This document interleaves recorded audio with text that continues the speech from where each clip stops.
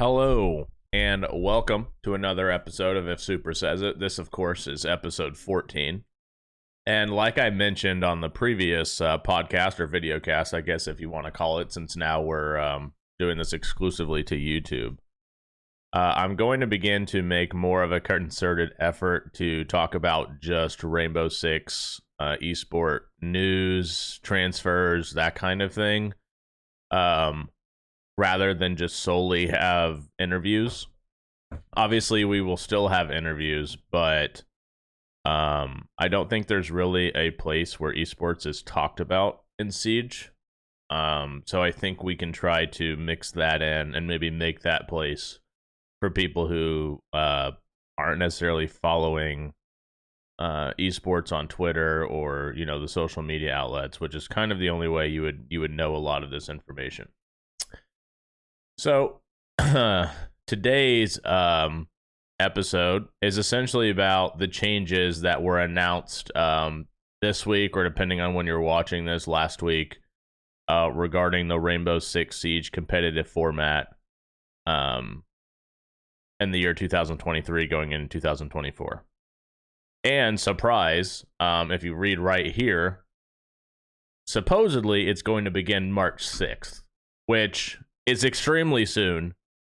I can actually look this up right now, but if you remember last year, following Invitational, 4 of the top 6 teams in the world at SI ended up missing the major because the turnaround time was too slow, right?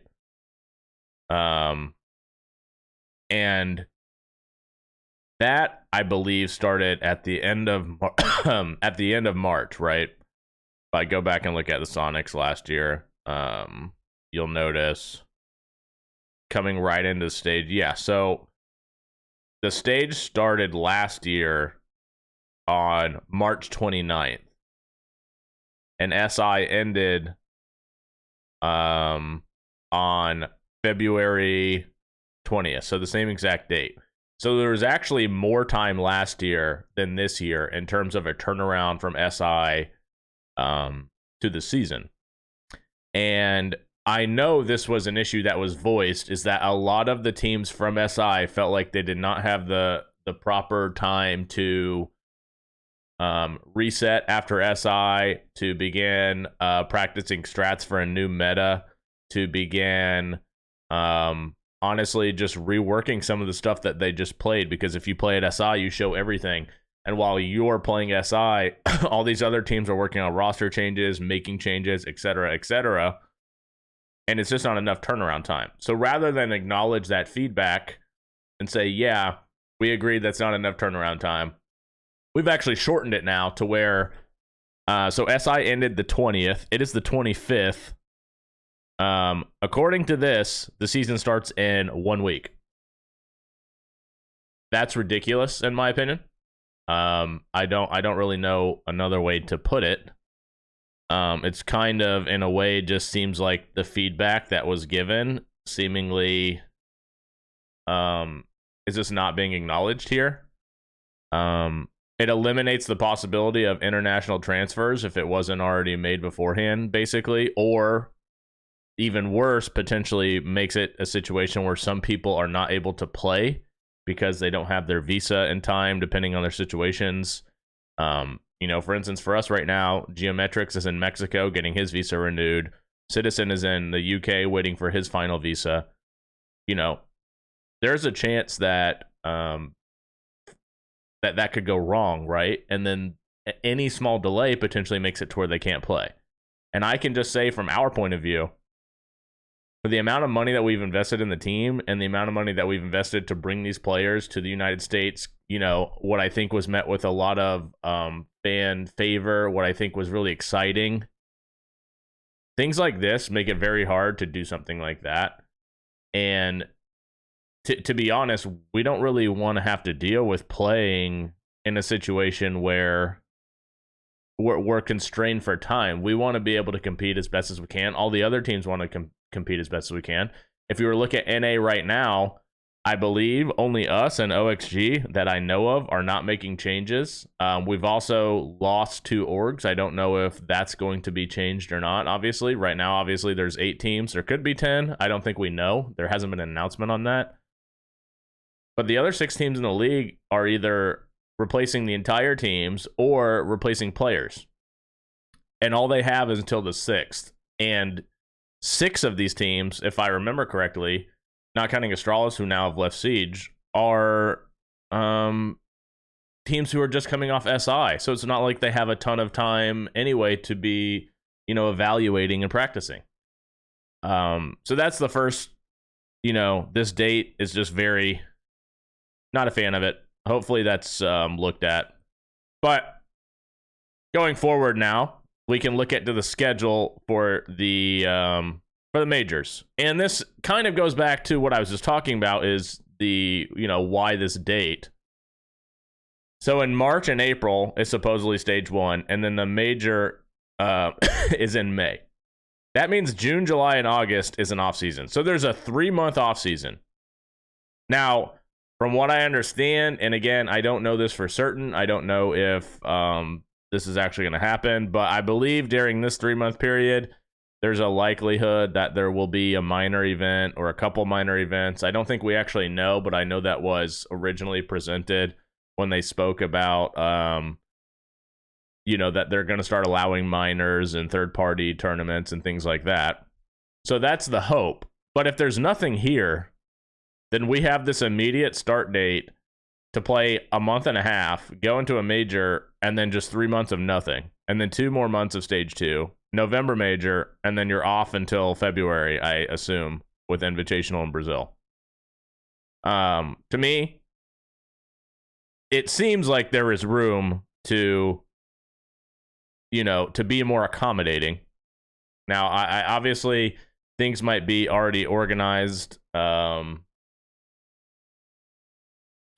behind the scenes, but I can tell you that we were not aware of any of the schedule until it was announced. Which, obviously, I would say that we're not happy with. I would assume the majority of teams are not happy with such a small turnaround. Now, obviously, if you weren't playing at SI, maybe that's a little different. It's not like you were necessarily doing anything, but the teams at SI, which are in theory their most competitive teams, it really is a tight window to try to deal with everything. And so here we see the competitive structure, and this is again where I'm gonna honestly I'm gonna have some gripes here. So majors are now divided into 2 phases, right? With phase 1 is 16 teams from 9 regions. 2 from EU, 2 from NA, 2 from Brazil, 2 from Japan, 2 from South Korea, 2 from Hispanic Latin America, 2 from Asia, 2 from Oceania, 1 team from MENA. And then there are 8 teams that will be going into the second phase, which is top 2 EU, top 2 NA, top 2 Brazil, top team Japan, top team South Korea. So immediately, Japan is getting 3 teams. South Korea is getting 3 teams. NA, EU, and Brazil are only getting 4 teams. The APAC region as a whole, now obviously APAC has been divided into smaller regions, but in the grand scheme of things, it is still APAC, have 9 spots at majors. And I understand what a lot of people are saying. Well, that's just phase 1. They don't have that many automatic seeds into the top 8. Okay. But here's where that problem is. That's where this problem comes to me. So let's look at this. Even if you just make the major, right, as one of the phase 1 teams, you are getting SI points, right? In theory, if you're making SI from one of these very small non-competitive regions, you're probably consistently going to end up making the major and maybe just losing, but you'll still be there. So you're going to get SI points. And remember, from what we just discussed, APAC potentially has 9 teams that are going to be doing that, right? But look at this.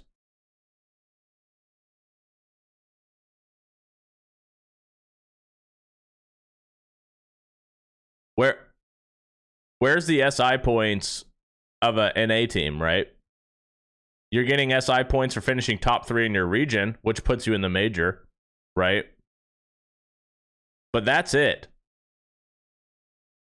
So, in theory, if you're making the major consistently from APAC, and let's say you even squeak out one top 16 performance, you're probably going to have more SI points if you can make both majors than the NA teams, than the EU teams. Because, you know, in NA, let's say right now there's a big 5 or 6. It'd be what? OXG, Sonics, Dark Zero, M80, and SSG, right? And then we don't know the rosters for the new teams yet. But those were the teams that were just at SI. Obviously, Astralis broke up, unfortunately.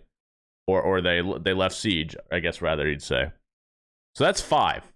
So one of those teams, every single time, is not going to make the major, and they're going to miss out on the SI points.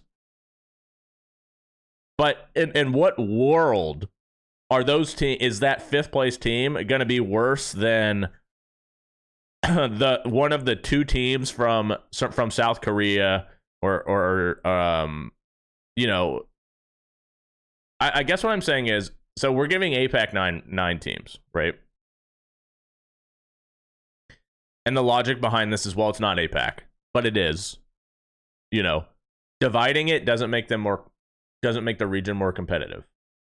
You could take one spot away for EU, for NA, and Brazil, and give NA, EU, and Brazil 5 spots into the majors.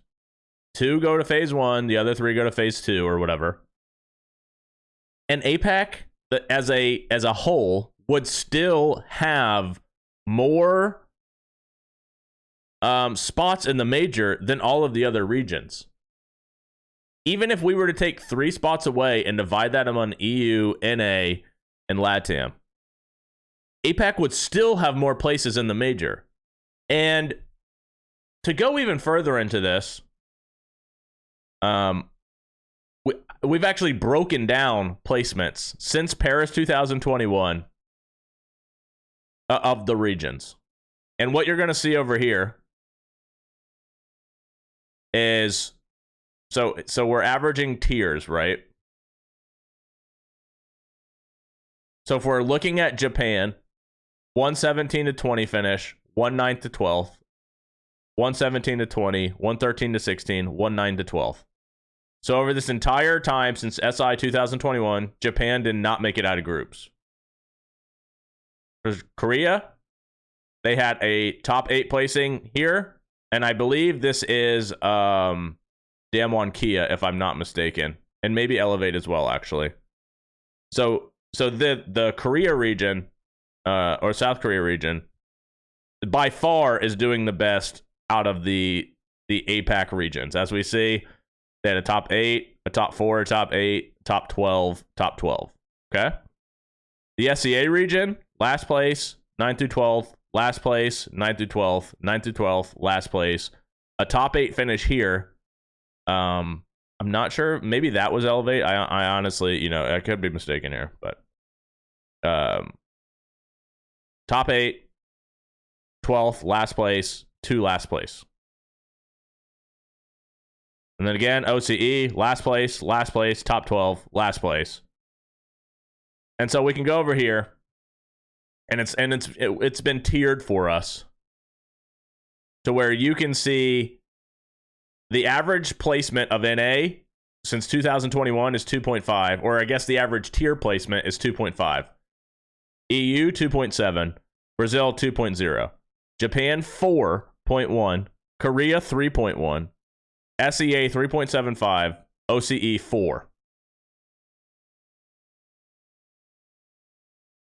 APAC as a total has an average tier placement of 3.7.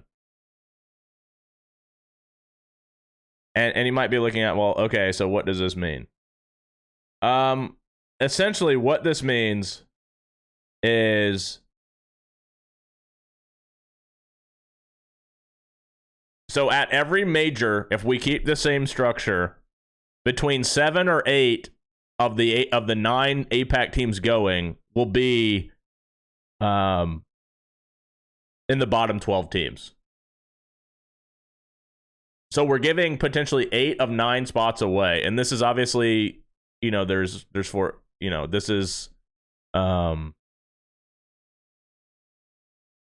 this is presented in a way where it's calculated, essentially. So that's not necessarily 100% fact, but using calculations, 7 to 8 of the 9 teams are going to be in the bottom 12 teams every single major. Again, why are we taking a major spot away from NA, away from EU, away from LATAM to give to regions that have proven since 2021 all the way back to Paris that they're not going to be able to compete? When NA, EU, and Brazil have proven they are extremely more competitive than the other regions, right? And it goes beyond that because you also have to think about the investment. If you're a North American team, if you're a LATAM team, if you're an EU team, your investment into your team is far more than an APAC region team, right? I think in some cases, a single player on some NA teams might literally make more than an entire APAC team. So again, this comes back to the org perspective. If you're an org in NA, if you're an org in EU, if you're an org in LATAM, why would you be in NA or EU or LATAM if you can go to APAC, have a much less expensive roster, and just try to build a super team there? And it will still be much cheaper than, a team in any of these regions. And you have a better chance of making the major. Because at the end of the day, even if you make the major and get top 24, one of these phase 2 spots, you still made the major, right? And we're not even talking about this format here that we're going to discuss now, where there's now a qualifier for the 4th spot at the majors. So essentially, it's actually become harder as an NA, LATAM, or EU team to make the major because the top 3 teams go automatically through, top 2 into the phase 2, 1 into phase 1. But then the 4th place team now has to play a qualifier against teams from an open bracket, which is T2, T3, and we'll talk about that in a minute. And the other Pro League teams from NA who finish within a window. I believe here it says 3, so I guess it'd be 4, 5, and 6. Whoever finishes 4 through 6 or 5 through 7, however they do it. So not only does APAC now have more chances in the major, but it's now harder to make the major from an EU, NA, or LATAM region. And so we can read this, and this is EU. I believe it's the exact same for NA as far as I understand it. But there's an open qualifier phase and then a qualifier playoffs. And so an unlimited number of teams in Europe can register to compete in the open. And we'll go through every region and just, talk about that to see if there's any differences.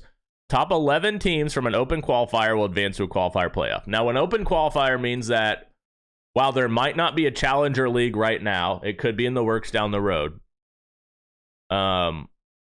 You as a T2 team or a T3 team or a T4 team or you and your friends, whatever, you can play in open qualifiers to potentially make a closed qualifier where you can play for the opportunity to make the major. So there's a way to make a major now as a T2 or T3 team.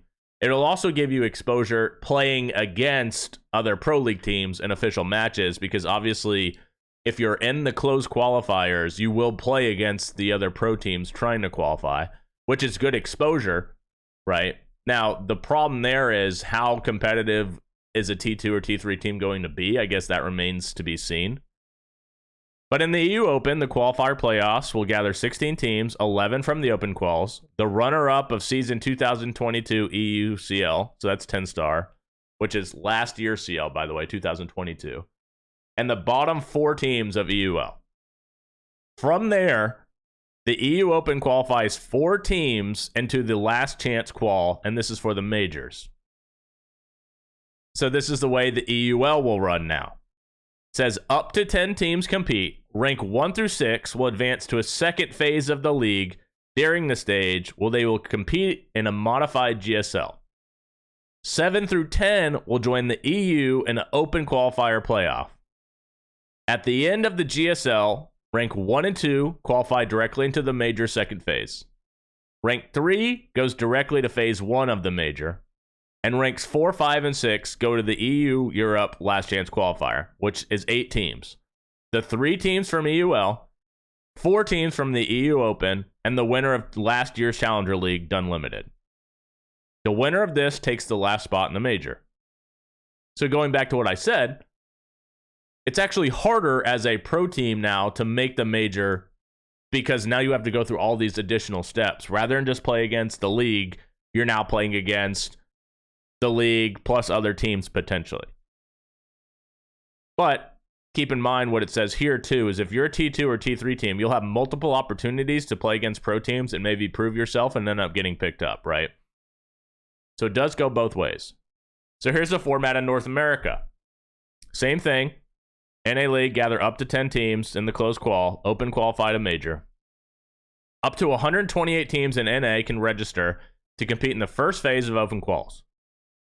More details on the number of teams that will advance from Phase 1 and Phase 2 to Phase 3 will be shared. So this is not as clarified as EU. In the NA Open, qualifier phase will be comprised of up to 6 teams, including the bottom 4 teams from NA. Ultimately, NA Open will qualify 2 teams, so this is much different. The NA Open qualifier will grant 2 teams to the next step in the path to qualify. At the start of the season, NA will see up to 10 teams. Ranks 1 through 6 will advance to a second phase where they will compete in a modified GSL. 7 through 10 will join Open Phase 3. 1 and 2 directly to the majors, 3 to Phase 1 of the majors, 4, 5, and 6 to the last chance qualifier. 3 teams from NAL will be in the last chance qualifier. 2 teams from NA Open, and the winner of last year's Challenger League Reality TV, assuming they stick together, I don't know the case there, and the winner advancing to the major. So there is some difference here with EU and NA, and that seemingly is just the number of teams that actually advance into the qualifier. So in a way, NA is getting more opportunity to qualify, but again, it's still, in theory, more difficult to qualify. And so let's look at Brazil. Same deal, up to 10 teams, open path, 2 phases, an unlimited number. So in NA, this was limited to 128. An unlimited number of teams in Brazil can register to compete in open quals. The top 12 teams, I believe in NA it was, they didn't even say. I guess up to 6 teams. An unlimited number of teams can register to compete in the open qual. 12 teams from open quals advance to the playoffs. The qualifiers in the playoffs will be 16 teams, 12 from open and the bottom 4 of Brazil Pro League. The Brazil Open qualifies 4 teams into the Brazil Last Chance qualifier, which is then, same deal, 7 through 10 play in the open qual. 1 and 2 in Brazil Pro League go to the major second phase. 3 goes to major phase 1, 4 through 6. And so there's 8 teams, 3 from Brazil from the Pro League, 4 teams from the open qualifier, and the winner of the Challenger League last year, Supernova. Looking at Japan now. They have an open path to qualify for the major, which gathers 8 teams in a closed league. 2 phases. Unlimited number of teams in Japan can register to compete in the open qual. Top 5 from the open qual then advance to qualifier playoffs. Qualifier playoffs gather 8 teams, 5 from the open qual, and the bottom 3 teams in the Japan League. The Japan Open will qualify 5 teams, so this is all very similar, right? Here's some of the difference. Only 2 teams will go to the Japan Open qualifier playoffs. The first place team will immediately go to the major second phase. The second place team will go to phase 1 of the major, and then 3 through 5 will compete in the major last chance qualifier playoffs, while rank 6 will go play in the Japan Open qualifier playoffs. Top 3 from Japan League, 5 teams from the Japan Open. The winner of that will make the major for phase 1. South Korea. Seems like basically the same thing. Unlimited number of teams in South Korea. In South Korea Open, qualifier playoffs will be 8 teams. 1 through 6 advance to the second phase where they will compete in modified GSL. Rank 1 immediately goes to the major second phase. Rank 2 will go to the first phase. 3 through 5 play the last chance qual. 6 goes to the open playoffs. So same phase there. And then Hispanic Latin America, which I believe this would be like the Mexican Pro League in the past. I guess I'd have to read the specifics here to figure out which regions this actually is. I don't know if it'd be like Argentina, Mexican Pro League. I'm not sure which actual regions are included here, but assuming this isn't LATAM, because we've already talked about LATAM above, right? 64 teams per division can register and compete to open quals. Top eight of each division move on to the open quals. The top team will advance directly to the LATAM LCQ. The runner-up will compete in the pre-LCQ alongside the bottom 2 teams from the LATAM League, which I guess would be Mexican Pro League. I'm not sure. Rank 1 of the LATAM Pro League will directly qualify for Phase 1 of the major. 2 through 5 go to the major LATAM LCQ. 6 and 7 join the major LATAM pre-LCQ. Rank 8 just does nothing. They go home. The pre-LCQ is 4 teams, 2 from the LATAM League, 2 from LATAM South Open, runner-up, and 1 from LATAM North Open, runner-up. The LATAM LCQ is 4 teams from the LATAM League, 1 team from the South Open, the winner of the North Open, and 2 teams from the major LATAM pre-LCQ. The winner gets another spot into the first stage, or the first phase of the major. And now to Asia. Asia League is composed of 2 separate closed leagues, one for Southeast and one for South Asia.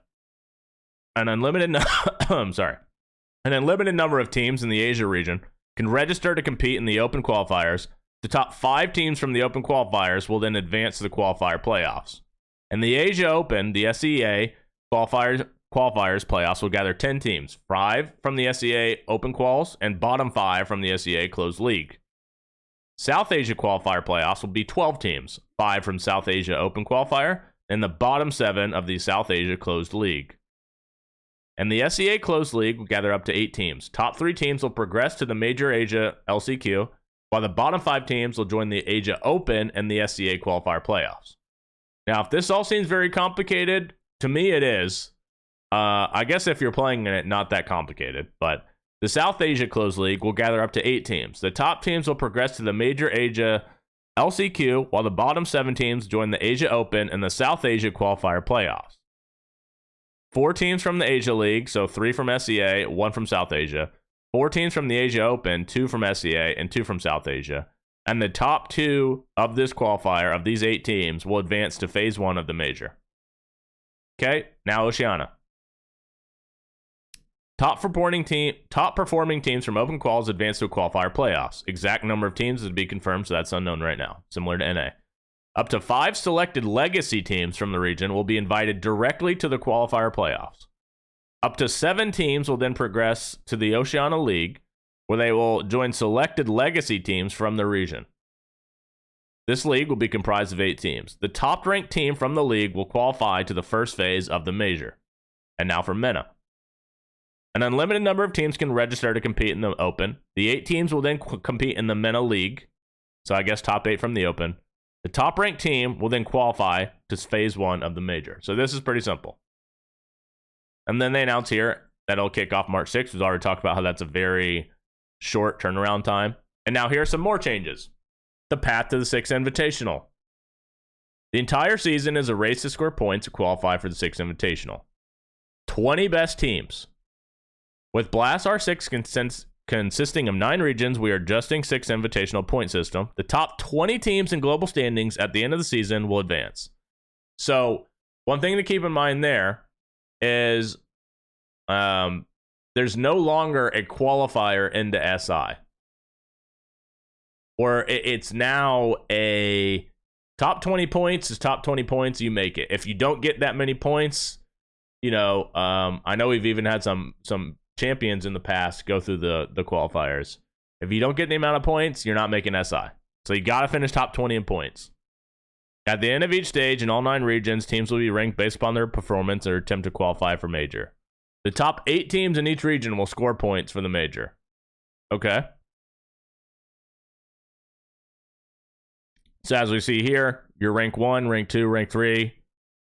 And then here, rather than it go 4, 5, 6, 7, 8 for Pro League, it's now doing 4, 5, 6, 7, 8 through quals. And so forth. And so forth. But here is, again, I would say a little bit of a problem. So looking at NA, so 4, 5, 6, 185, 75, 65. Let's just go down and compare it to Japan. 485, 185, 75, 65.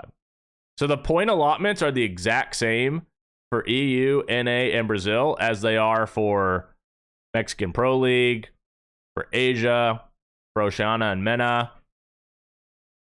Not even counting the fact, though, that the APAC regions, and I know I keep referring to APAC, it's just all of the regions combined, they're getting 9 spots into the majors, so they're scoring additional points on top of these points, right? So, in theory, I think it's going, and again, I could be wrong, I could just, maybe I'm an idiot. In my opinion, what's going to happen is at the end of the season, I feel like we're going to have just too many APAC teams in the top 20. Because remember, there's no qualifier, and there's only 2 majors now. I don't know if there's going to be a minor, or if there's a minor that's going to award SI points like in the past. But we're at a situation where if you're an APAC team and you just happen to win your, one of the smaller regions, you're going to get points for making the major. You're going to get the same equivalent of points to the major regions for your own regional placement. And you're just going to have more points than the other region teams who, quite frankly, are probably better. So that's the concern for me, is that at the end of the year, with no other way to qualify, we end up in a situation where there's 6 APAC teams out of the 20. 7 APAC teams out of 20. Even 5 APAC teams out of the 20. Because as we just saw, NA, EU, and LATAM by far outplace these regions in the tiering system. Just over the past 2 years, basically. And I understand the argument of like, okay, well, how are these regions going to improve if they don't get to compete? But that's not what I'm saying. What I'm saying is they can compete, but they shouldn't have if you bring those regions from 9 to 6 and give 1 more additional spot to NA, EU, and LATAM, it doesn't hurt anybody. There's still the opportunity for APAC to compete, even though, as we've just seen, over the course of 2 years now, there hasn't been any improvement. And then it gives NA, EU, and LATAM teams that are investing more, that have better teams, that over the course of the game have had more success competing internationally, more of an opportunity to qualify. And then, as we see here, we have the point format at the major. But yeah, I do like some of these changes. I know a lot of this I'm being a little bit negative about. That's kind of just who I am. I see the empty half of the glass, I guess you'd say. I do like that we're now offering Challenger League teams, T3 teams, T4 teams, direct pass to pro. Or sorry, not direct pass to pro, but direct pass to compete against pros. Direct pass to compete for major spots. Because let's be real, the majority of Challenger League players, the majority of T3 players, you're playing to get picked up. You're not necessarily playing to qualify for Pro League, right? Like in reality, you probably have a better chance of just getting picked up by Pro League. At least in NA, I know in EU there's been more success with teams qualifying and having success, but in NA at least, there has always been, you have better chances getting picked up than actually making the league. And even if your team does make the league, what happens is basically, 6 months from then, everybody except 1 or 2 players is kicked because they're not good enough to compete in Pro League. So, I do like those changes. I like the, where we're going into these GSL formats.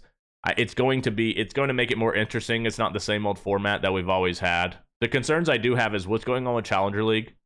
Because even though we do have this, path to make a major, path to play against pro teams, there still needs to be some kind of league or T2 or T3 even to at least compete in. Right now, there's nothing really said about Challenger League. This is last year's Challenger League.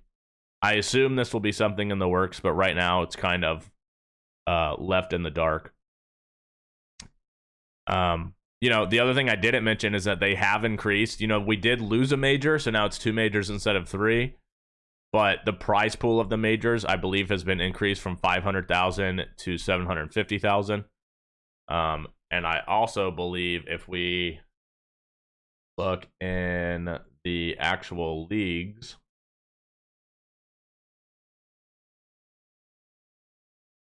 no, that hasn't been updated yet. I believe the prize money overall has been increased, which is good, but at the same time, it's kind of just, it's the same, it's just smaller event. It's just because there's 2 events, right? So now instead of 1.5 million being across 3 majors, it's 1.5 million across 2 majors. So you can win more money, and it seems like the money's increased, but at the end of the day, they just diverted that money to the other 2 events because, we lost an event. Now, hopefully we have minors as well that can add on to that. Maybe we see an increase at SI. I don't know. But yeah, let me know. What do you guys think about these changes? Are they good? Are they bad? What are your concerns? And I actually think one other thing we can look at real quick